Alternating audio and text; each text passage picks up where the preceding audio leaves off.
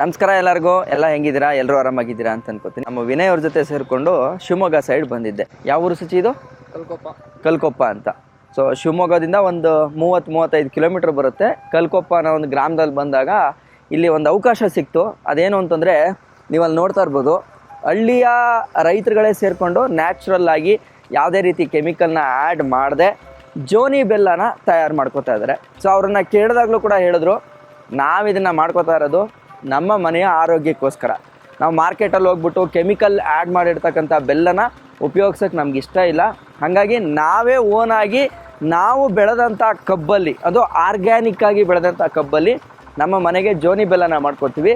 ಅದಕ್ಕೆ ಕೊಪ್ಪರಿಕೆ ಹಾಕ್ಬಿಟ್ಟು, ಸೊ ಇಲ್ಲಿ ಏನು ಒಂದು ಸಣ್ಣದಾಗಿ ಆಲಮನೆಯ ಒಂದು ಸೆಟಪ್ಪನ್ನು ಕೂಡ ಮಾಡಿಕೊಂಡು ಮಾಡ್ತಾ ಇದ್ದಾರೆ. ಸೊ ಆ ಜಾಗಕ್ಕೆ ನಾನು ನಿಮ್ಮನ್ನು ಕರ್ಕೊಂಡು ಬಂದಿದ್ದೀನಿ.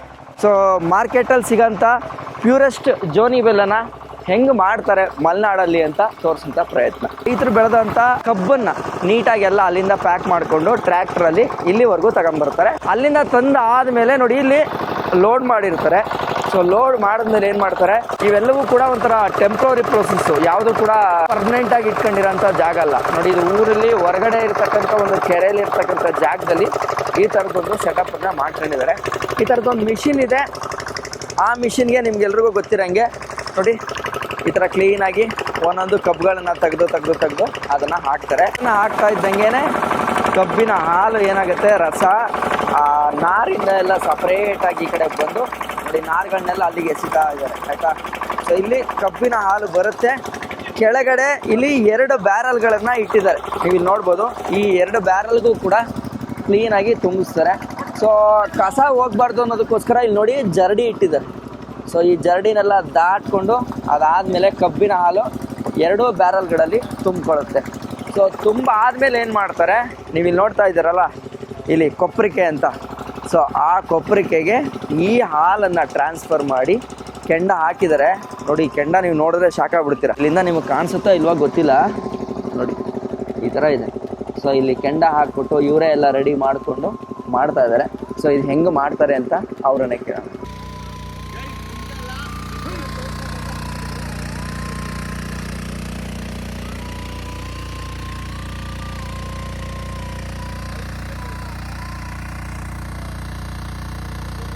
ಈಗ ಅಣ್ಣ, ಇದು ಎಷ್ಟೊತ್ತಾಯ್ತು ಹಾಕಿ?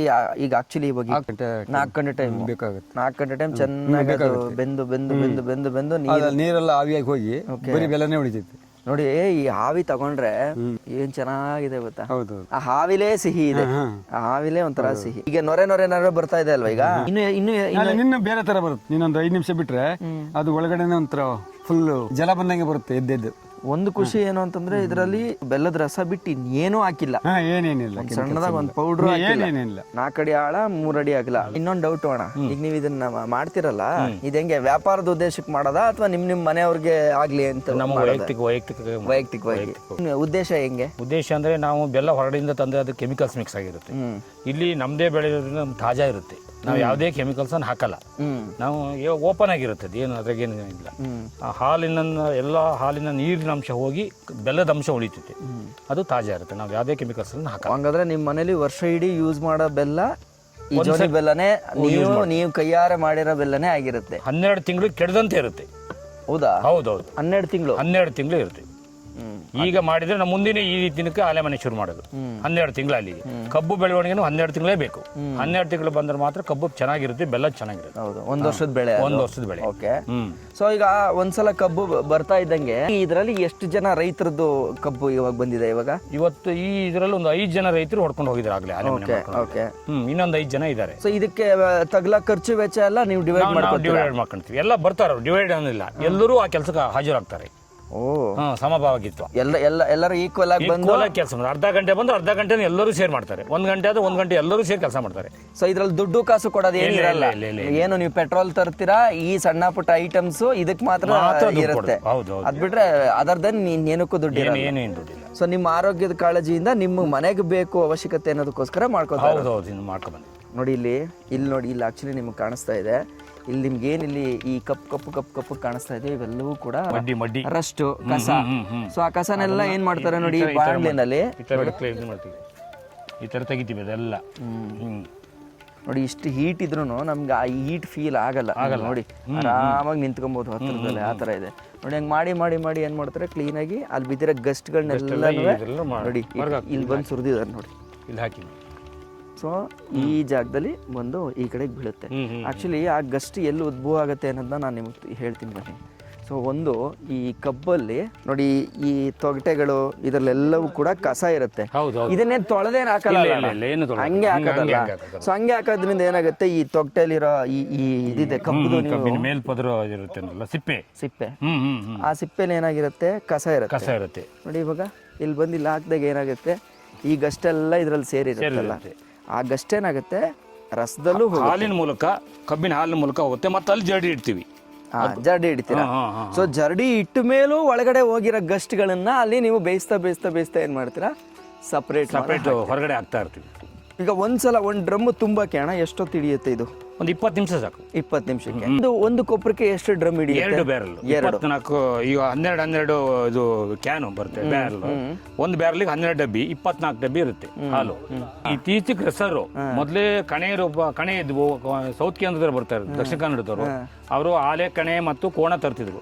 ಕೋಣದ ಮೂಲಕ ನಾವು ಒಬ್ರು ಕವಳ ಕೊಡೋದು ಅಂತ ಹೇಳ್ತಿದ್ರು, ಕಬ್ಬಿಗೆ ಈ ರೀತಿ ಕೊಡೋದಿತ್ತಲ್ಲ, ಕೋಣ ಸುತ್ತರಿ ಅವು ಹೆಂಗೆ ರೌಂಡ್ ಹೊಡಿ ಗಾಣ ತಿರ್ಸೋದು ಅಂತ ಹೇಳ್ತಾರಲ್ಲ ಅದು. ಆವಾಗ ಆ ಕೊಪ್ಪರಿಗೆ ಬರದಂಗ್ಲೂ ಸುಮಾರು ಒಂದು ಕೊಪ್ಪರಿಗೆ ಬರ್ಬೇಕಂದ್ರೆ 4 ಗಂಟೆ ಬೇಕು, ಒಂದು ಬಾನೆ ಹಾಲು ಬರ್ಬೇಕಂದ್ರೆ. ಇವೆರಡು ಇದನ್ನ 20 ನಿಮಿಷಕ್ಕೆ ಬರ್ತಿತ್ತು, ಅವಾಗ 2 ಗಂಟೆ ಬೇಕಿತ್ತು. ಒಂದು ಬ್ಯಾರಲ್ಗೆ 2 ಗಂಟೆ ಅದ್ರಲ್ಲಿ 4 ಗಂಟೆ. ಅವ್ 4 ಗಂಟೆನೂ ಆ ಮಂಚೆ ಕೊಡ್ತಾನೆ ಇರ್ಬೇಕಿತ್ತು. ಒಬ್ಬ ಹಿಂಗ್ ಕೊಡ್ತಾನೆ ನಿಧಾನಕ್ಕೆ ಬರೋದು, ಜಾಸ್ತಿ ಕೊಡಂಗಿಲ್ಲ, ಅವ ಕೋಣಕ್ಕೆ ಸುಸ್ತಾಗೋದು. ಈಗ ಮಿಷಿನ್ ಇರುತ್ತೆ, ಎಷ್ಟು ಬೇಕಾದ್ರೂ ಕೊಡ್ಬೋದು, ಎಷ್ಟು ಬೇಕಾದ್ರೂ ಒಗಾಸ್ಬೋದು. 20 ನಿಮಿಷ ಆಗುತ್ತೆ. ಈಗೆಲ್ಲ ಫಾಸ್ಟ್ ಆಗಿದೆ, ಅದು ಅಷ್ಟು ಟೆಕ್ನಾಲಜಿ ಜಾಸ್ತಿ ಆದಂಗೆ ಖರ್ಚು ಜಾಸ್ತಿ ಆಗ್ತಾ ಇರ್ತವೆ. ಖರ್ಚು ಆಗುತ್ತೆ, ಕೂಲಿನೂ ಜಾಸ್ತಿ ಆಗುತ್ತೆ. ಈಗ ನಿಮ್ಮ ಶ್ರಮನೂ ಜಾಸ್ತಿ ಇರುತ್ತೆ. ನಮ್ದು ವೈಯಕ್ತಿಕ ನಮ್ಮ ಅಜ್ಜಂದಿರು ಅದೇ ತರ ಮಾಡ್ಕೊಂಡ್ ಬಂದೆ, ಅದನ್ನೆಲ್ಲ ನೋಡ್ತಾ ನೀವು ಅದನ್ನ ಹಂಗೆ ಕ್ಯಾರಿ ಮಾಡ್ಕೊಂಡು ಬಂದಿದ್ದೀರಾ. ಹೌದೌದು, ಸೇರ್ಕೊಂಡಿದ್ದು ಡಸ್ಟ್ ಇಲ್ಲಿದೆ ನೋಡಿ, ಗಸ್ಟ್ ಅಲ್ಲ ಇದು ಡಸ್ಟ್. ಇದು ನಮ್ಗೆ ನೋಡಕ್ಕೇನು ಇದು ಕೊಳೆ ಅಲ್ವಾ, ಗಲೀಜಲ್ವಾ ಅಂತ ಅನ್ನಿಸ್ಬೋದು, ಬಟ್ ಆದ್ರೆ ನ್ಯಾಚುರಲ್ ಆಗಿ ಇರೋ ಪ್ರೋಸೆಸ್ ಹಂಗೆ. ಈ ಗಸ್ಟ್ ಎಲ್ಲ ಇದೆಯಲ್ಲ, ಇದ್ರ ಮೇಲಿದ್ದಂತ ಈ ಬರ್ಡ್ಗಳು, ಈ ಚಿಕ್ಕದು ಇವೆಲ್ಲವೂ ಕೂಡ ಇದ್ರೊಳಗೆ ಮೇನ್ ಇನ್ನೇನಾಗುತ್ತೆ, ನಿಮ್ಗೆ ಏನೇ ಅದು ಗಷ್ಟು ಆಳು ಮುಳು ಇದ್ರೂನುವೆ ಇಲ್ಲಿ ಆವಿಲ್ ಬೇಯಿಸ್ತಾರಲ್ಲ, ಇದು ಹೆಚ್ಚು ಕಡಿಮೆ 4 ಗಂಟೆ ಬೇಯಿಸಿದ್ರೆ ನೀವು ಎಂತ ಕ್ರಿಮಿ ಕೀಟ ಏನೇ ಇರ್ಲಿ ಎಲ್ಲ ಆವಿಲ್ ಹೊಟ್ಟೋಗ್ಬಿಡುತ್ತೆ ಅಲ್ವಾ. ಅದಕ್ಕೆ ನ್ಯಾಚುರಲ್ ಆಗಿ ಮಾಡದಂತ ಈ ಒಂದು ಜೋನಿ ಬೆಲ್ಲಕ್ಕೆ ಮಾರ್ಕೆಟ್ ಅಲ್ಲಿ ಇವತ್ತು ಬೇಡಿಕೆ ಇದೆ. ಎಸ್ಪೆಷಲಿ ಇದು ನೋಡಿ, ಇವರು ಊರೂರವರು ಅವ್ರ ಮನೆಗೆ ಮಾಡ್ಕೊಂತ ಇರ್ತಕ್ಕಂಥ ಜೋನಿ ಬೆಲ್ಲ. ಇಲ್ಲಿ ನೀವು ನೋಡ್ದಂಗೆ ಯಾವುದೇ ರೀತಿ ಕೆಮಿಕಲ್ಸ್ ಇಲ್ಲ, ಅದಿಲ್ಲ ಇದಿಲ್ಲ, ಏನಂದ್ರೆ ಏನೂ ಇಲ್ಲ. ಸೊ ಇವ್ರ ಆರೋಗ್ಯಕ್ಕೋಸ್ಕರ ಮಾಡ್ಕೋತಾ ಇರೋದು. ಸೊ ನಾವು ಇವತ್ತು ಇಲ್ಲಿಗೆ ಬಂದದ್ರಿಂದ ಇದೊಂದು ಅವಕಾಶ ಸಿಕ್ಕಿದೆ ನಾವು ಇದನ್ನ ನೋಡಕ್ಕೆ. ವರ್ಷದಲ್ಲಿ ಎಷ್ಟು ದಿನ ಮಾಡ್ತೀರಾ ಅಣ್ಣ ಇದನ್ನ? ಈಗ ಒಂದು 10 ಮನೆ ಸೇರ್ಕೊಂತಾರೆ, ವರ್ಷದಲ್ಲಿ ಒಂದು ತಿಂಗಳಲ್ಲಿ ಆಗುತ್ತೆ, ಒಂದು 10-12 ದಿನ ಆಗುತ್ತೆ. 12 ದಿನದಲ್ಲಿ ಒಂದು 200 ಬ್ಯಾರಲ್ ಹಾಲು ಕರೆದ್ಬಿಡ್ತೀವಿ, 200-250 ಬ್ಯಾರಲ್. ಅವ್ರವ್ರ ಅನುಕೂಲ ತಕ್ಕಂತ ಬ್ಯಾರಲ್ಗಳನ್ನ ಕರ್ಕೊಂಡು ಅವ್ರವ್ರ ಬೆಲ್ಲ, ಈಗಾಗಲೇ 2-3 ಮನೆ ಬೆಲ್ಲ ಆಯ್ತು, ಅವ್ರವ್ರು ತಗೊಂಡು ಹೋಗ್ಬಿಡ್ತಾರೆ. ಓಕೆ. ಸೊ ಒಂದ್ಸಲ ಪ್ಯಾಕ್ ಆದ್ರೆ ಅವ್ರವ್ರು ತಗೊಂಡೋದ್ರೆ ಮುಗೀತು. ಇವತ್ತು ಲಾಸ್ಟ್ ಆಕ್ಚುಲಿ ಇಲ್ಲ ಇನ್ನೂ 2 ದಿನ ಇದೆ. ಇನ್ನೆರಡು ದಿನ ಆದ್ರೆ ಮುಗಿದು ಕ್ಲೋಸ್. ಈಗ ಒಂದು ಇದರಲ್ಲಿ ಪ್ಯಾಕಿಂಗ್ ನೆಕ್ಸ್ಟ್ ಹೆಂಗಾಗತ್ತೆ, ಇಲ್ಲಿಂದ ಸುರಿಯೋದನ್ನ ಬಾಕ್ಸ್ ಸುರಿತೀವಿ, ಎಲ್ಲಿ ಅಲ್ಲಿದೆಯಲ್ಲ ಆ ಬಾಕ್ಸಿಗೆ. ಓಕೆ, ಒಂದ್ಸಲ ಇದನ್ನ ಅಲ್ಲಿಗೆ ಸುರಿಬೇಕಾದ್ರೆ ಬಾಕ್ಸ್ ಅಲ್ಲಿ ಹೆಂಗ್ ಸುರಿತಾರೆ ಏನು, ಮತ್ತೆ ಪ್ಯಾಕಿಂಗ್ ಹೆಂಗ್ ಮಾಡ್ತಾರೆ ಅನ್ನೋದನ್ನ ನೋಡೋಣ. ನೀವೀಗ ನೋಡಿರ್ಬೋದು, ಈಗ ಇಷ್ಟು ಪ್ರೋಸೆಸ್ ಅಲ್ಲಿ ಎಲ್ಲೂ ಕೂಡ ಒಂಚೂರು ನೀರು ಹಾಕಿಲ್ಲ ಅವರು, ಅಂದ್ರೆ ಒಂದು ಕೆಮಿಕಲ್ ಇಲ್ಲ, ಒಂದು ಸುಣ್ಣ ಇಲ್ಲ, ಏನಂದ್ರೆ ಏನೂ ಹಾಕಿಲ್ಲ. ಹಾಲು ಏನಿದೆಯೋ ಹಾಲನ್ನ ಹಂಗೆ ಹಾಕಿದ್ದಾರೆ, ಅದನ್ನ ಹಾಕ್ಬಿಟ್ಟು ತಗೋತಾ ಇರೋದು ನೋಡಿ. ಈಗ ಗಟ್ಟಿ ಆಗ್ತಾ ಇದೆ ನೋಡಿ, ಆ ನೊರೆಗಳೆಲ್ಲ ಬಬ್ಬಲ್ಸ್ ಎಲ್ಲ ಹೊಡೆದು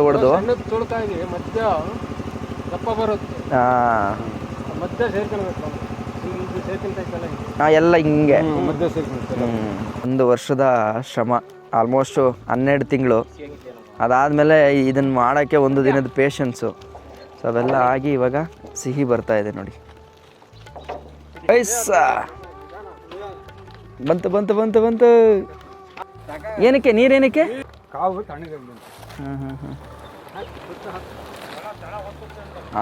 ಗೊತ್ತಾಯ್ತು.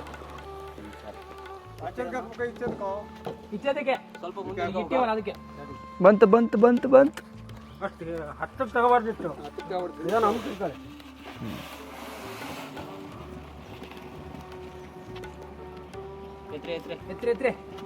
ಜೋನಿ ಬೆಲ್ಲ ಯಾವುದೋ ಕೆಳಗಡೆ ಇರೋದು ಇದು ಎರಡೂ ಮಿಕ್ಸ್ ಮಾಡೋದಾ? ಬಿಸಿ ಆಗ್ಲಿ ತಡಿ, ಬಿಸಿ ಆಗ್ಲಿ. ಅಟ್ಟಿಗಿದ್ರೆ ಏನಾಗಲ್ಲ, ಕೆಂಪು ಹುಡಿ ಹಾಂ ಹಾಂ ಹಾಂ ಕ್ಲೀನ್ ಬರುತ್ತೆ ಒಳ್ಳೆ. ಸ್ವಲ್ಪ ಬಿದ್ದ್ಬಿಟ್ಟಿತ್ತಲ್ಲ, ಓಕೆ ಹಂಗಾಗಿ ಅದು ಡಿಮ್ ಸ್ವಲ್ಪ. ಓಕೆ. ಮತ್ತು ಕೆಂಪಗಾಗಿದೆಯಲ್ಲ ಇದು? ಅಲ್ಲ, ಎಲ್ಲ ಇದಕ್ಕೂ ಇದು ಬರುತ್ತೆ ಒಳ್ಳೆ. ಹೌದಾ? ಇದು ಇವಾಗ ಒಂದ್ಸಲ ಒಂದು ಕೊಬ್ಬರಿಕೆಯಲ್ಲಿ ಜೋನಿ ಬೆಲ್ಲ ಆಗಿದೆ. ಸೊ ಅದಾದ್ಮೇಲೆ ಪ್ಯಾಕಿಂಗ್ ಕೆಲಸ ನಡೆಯುತ್ತೆ. ಅದಕ್ಕಿಂತ ಬಿಫೋರ್ ಏನು ಮಾಡ್ತಾರೆ ಅಂತಂದರೆ, ಈ ಕೊಬ್ಬರಿಕೆ ಖಾಲಿ ಇರೋದಕ್ಕೆ ಸೊ ಅಲ್ಲಿಂದ ಮತ್ತೆ ಹಾಲನ್ನು ತಗೊಬಂದು ಒಂದು ಅರ್ಧ ಡಬ್ಬ ಹಾಲನ್ನ ಹಾಕ್ಬಿಟ್ಟು ಮತ್ತೆ ಇಡ್ತಾರೆ. ಹಾಂ, ಆಮೇಲೆ ಪೈಪಾಗಿ ಬಿಡೋದು. ಅಂದರೆ ಕಾವು ಹಿಡಿದಾಗ ತಳ ಹಿಡ್ಕೊಂಡ್ಬಿಡ್ತದೆ. Okay okay. ನೋಡಿ ಒಲೆ ಆವಾಗ ಗೊತ್ತಾಗಲಿಲ್ಲ, ಈಗ ಗೊತ್ತಾಗುತ್ತೆ ನಿಮಗೆ ಹೆಂಗಿದೆ ಅಂತ. ನೋಡಿ ಅಲ್ಲಿ ಸೌದೆ ಎತ್ಕೊಂಬಂದು ಸೌದೆ ತೊಗೊಂಬಂದು ಈಗ ಹಾಕ್ಬಿಡ್ತಾರೆ ಇವಾಗ. ಎಸ್, ಈಗ ಮತ್ತೆ ಎರಡನೇ ಕುರ್ಪಕ್ಕೆ ಮತ್ತು ಇವಾಗ ರೆಡಿ ಆಗುತ್ತೆ. ಸೊ ಈಗ ನೋಡಿ ಈ ಪೈಪ್ ಏನು ಕಾಣಿಸ್ತಾ ಇದೆಯೋ, ಈ ಪೈಪ್ ಬಂದ್ಬಿಟ್ಟು ಇವಾಗ ಅವರು ಮೋಟ್ರ್ ಆನ್ ಮಾಡಿ, ಸೊ ಅಲ್ಲಿಂದ ಅಂತಂದರೆ ಈ ಬ್ಯಾರಲ್ಗಳಿಂದ ಈಗ ಮೋಟ್ರ್ ಆನ್ ಮಾಡ್ಬಿಟ್ಟು ಹಿಂಗೆ ತಗೋತಾರೆ. ಕ್ಲೀನಾಗಿ ಬಂದು ಹಾಲು ಇವಾಗ ಸುರಿಯುತ್ತೆ. ಸೊ ಅದಾದಮೇಲೆ ಮತ್ತೆ 4 ಅವರ್ ಅದು ಎಲ್ಲಿ ಹದ ಬರೋವರೆಗೂ ಚೆನ್ನಾಗಿ ಬೇಯಿಸ್ತಾರೆ ಇದನ್ನು. ಯಾವುದು ದೊಡ್ಡ ಕ್ಯಾಮ್ರಾನಾ? ಮೇಲೆ ಮೇಲೆ ಮದ್ಬಿಡಿ, ಮೇಲೆ ಮೇಲೆ ಮೇಲೆನಾ? ಹಿಂಗಾ? ಮೇಲ್ಗಡೆ ಹಿಂಗೆ ಮಾಡಿ, ಮೇಲ್ಗಡೆ ಹಿಂಗೆ. ಓಕೆ. ಸೊ ನೋಡಿ ಇವಾಗ ಇದನ್ನು ಟೇಸ್ಟ್ ಮಾಡಿ ನೋಡೋಣ.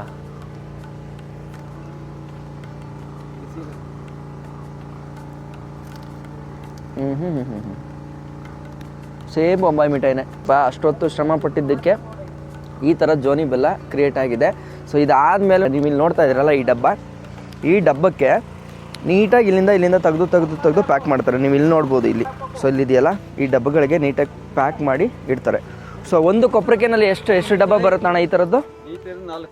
4 ಬರುತ್ತೆ ನೋಡಿ. ಈಗ ಅದನ್ನು ನೊರೆನೆಲ್ಲ ನೀಟಾಗಿ ತಗೊಂಡು ಬಾಟ್ಲಿಗೆ ಪ್ಯಾಕ್ ಮಾಡ್ಕೊತಾ ಇದ್ದಾರೆ. So this is final process and packaging of the real ಜೋನಿ ಬೆಲ್ಲ. ಸ್ವೀಟ್ ಸಿಕ್ಕಾಪಟ್ಟೆ ಇದೆ, ಬಟ್ ನಿಮಗೆ ಅಯ್ಯೋ ಸ್ವೀಟು ಸಾಕು ಅಂತ ಅನ್ಕೊಳ್ಳೋ ಲೆವೆಲ್ಗಿಲ್ಲ. ಒಂಥರ ಇನ್ನೂ ಚೆನ್ನಾಗಿ ತಿನ್ನಬೇಕು ಅಂತ ಅನಿಸುತ್ತೆ, ಆ ಥರ ಇದೆ. ಹುಳಿ ಫೀಲ್ ಸಿಗುತ್ತೆ. ಆ ಫ್ಲೇವರು ಒಂಥರ ಅದು ಟೇಸ್ಟ್ ಮಾಡಿದವ್ರಿಗೆ ಗೊತ್ತು ಅಲ್ವಾ?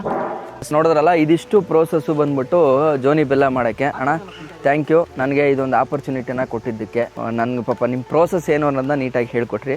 ನಮ್ಮ ಅಧ್ಯಕ್ಷರಿಗೂ ಥ್ಯಾಂಕ್ಸ್ ಹೇಳೋಣ. ಅಣ್ಣ ಥ್ಯಾಂಕ್ ಯು, ಒಳ್ಳೆ ಪ್ರೋಸೆಸ್ನ ತಿಳಿಸ್ಕೊಟ್ರಿ. ನಾನು ನೋಡ್ತಾ ಇದ್ದಾಗ ಏನು ಅನ್ನಿಸ್ತು ಅಂತಂದರೆ, ನಾವೆಲ್ಲೋ ಮನೇಲಿ ಕೂತ್ಕೊಂಡು ಒಂದಿನೋ ಒಂದು ಪದಾರ್ಥನ ತಿನ್ನಬೇಕಾದ್ರೆ ನಾವು ಕೊಟ್ಟಿರೋ ದುಡ್ಡನ್ನಷ್ಟೇ ಲೆಕ್ಕ ಹಾಕ್ತೀವಿ.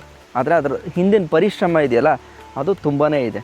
ಸೊ ಪರಿಶ್ರಮ ಜೊತೆಗೆ ಪೇಷನ್ಸು, ಇವರು ಇದನ್ನು ಪ್ಯಾಷನೇಟಾಗಿ ಮಾಡ್ತಾ ಇರೋದ್ರಿಂದನೇ ನೋಡಿ ಇವಾಗ ತಿಂತಾ ಇದ್ದರೆ ಇಷ್ಟೊಂದು ಟೇಸ್ಟಾಗಿ ಬರ್ತಾಯಿದೆ. ಸೊ ಇವರ ಶ್ರಮ ಏನಿದೆಯೋ ಅದಕ್ಕೆ ಬಿಗ್ ಸಲ್ಯೂಟ್ ಹೇಳ್ತಾ, ನೀವು ಈ ಪ್ರೋಸೆಸ್ನ ನಮಗೆ ನೀಟಾಗಿ ಹೇಳ್ಕೊಟ್ಟಿದ್ದಕ್ಕೆ ಇನ್ನೊಂದು ಸಲ ಥ್ಯಾಂಕ್ಸ್ ಹೇಳ್ಕೊಡ್ತಾ ಈ ವಿಡಿಯೋನ ಇಲ್ಲಿಗೆ ಎಂಡ್ ಮಾಡ್ತೀನಿ. ಜೊತೆಗೆ ನಿಮಗೆ ಈ ಒಂದು ಕಂಪ್ಲೀಟ್ ಪ್ರೋಸೆಸ್ ನೋಡಿದ್ರಲ್ಲ, ಇದ್ರ ಬಗ್ಗೆ ಏನು ಅನ್ನಿಸ್ತು ಅಂತ ಕಮೆಂಟ್ ಮಾಡಿ. ಜೊತೆಗೆ ನೆಕ್ಸ್ಟ್ ಟೈಮ್ ಜೋನಿ ಬೆಲ್ಲ ತಿನ್ನಬೇಕಾದ್ರೆ ಇವ್ರುಗಳಿಗೆಲ್ಲರೂ ಒಂದು ಥ್ಯಾಂಕ್ಸನ್ನು ಹೇಳೋದನ್ನು ಕಲೀರಿ. ಇಷ್ಟು ಹೇಳ್ತಾ ಶಿವಮೊಗ್ಗದಿಂದ ನಾನು ನಿಮ್ಮ ಕಿತ್ತಡಿ ಕಿರಣ್. ಜೈ ಹಿಂದ್, ಜೈ ಕರ್ನಾಟಕ. ಮತ್ತೆ